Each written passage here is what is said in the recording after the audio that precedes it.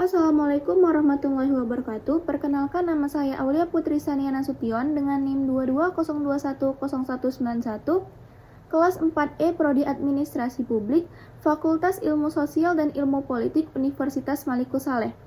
Yang saya hormati Ibu Dr. Nur Hafni, SOS MPA, selaku dosen pengampu mata kuliah Komunikasi dan Advokasi Kebijakan. Tujuan saya membuat video ini untuk memenuhi tugas yang Ibu Hafni berikan dengan judul diskusi.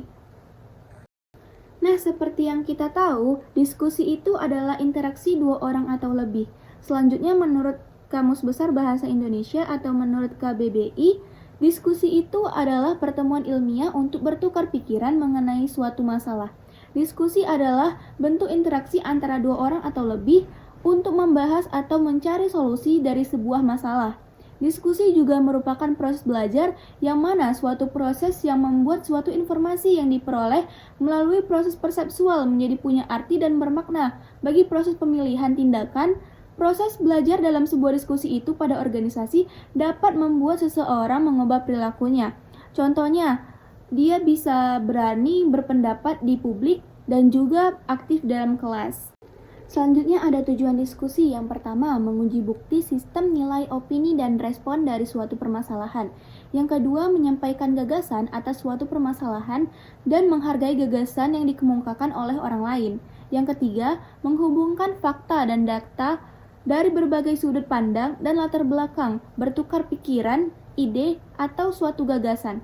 Dan yang terakhir, yang keempat, menanggapi dan mengungkapkan suatu permasalahan. Selanjutnya ada manfaat diskusi, ada 5 manfaat. Yang pertama, membiasakan sikap saling menghormati dan menghargai. Yang kedua, dapat mengembangkan daya pikir, pengetahuan, dan pengalaman. Yang ketiga, melatih untuk berpikir kritis. Yang keempat, menumbuhkan kreativitas. Dan yang terakhir, yang kelima, melatih kemampuan berbicara di depan umum. Lalu ada macam-macam diskusi. Macam-macam diskusi ada banyak, tapi yang saya paparkan hanya 3 macam. Yang pertama ada diskusi debat. Diskusi debat ini mereka membahas tentang argumen-argumen secara terbuka dan berusaha untuk meyakinkan audiens dengan pandangan-pandangan mereka. Yang kedua ada diskusi forum. Nah, diskusi forum ini mereka dapat mengajukan pertanyaan-pertanyaan atau berbagai pendapat mereka tentang topik yang mereka bahas. Dan yang ketiga ada diskusi konferensi.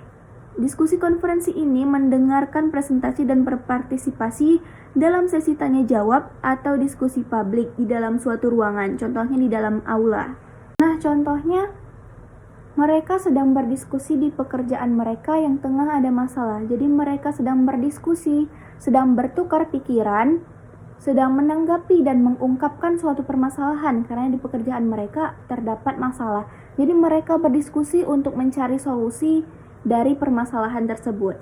Dan mereka sedang memikirkan nih, tindakan apa yang akan mereka lakukan untuk permasalahan tersebut. Nah, mungkin segitu saja materi tentang diskusi yang saya paparkan. Lebih dan kurang saya mohon maaf. Terima kasih. Assalamualaikum warahmatullahi wabarakatuh.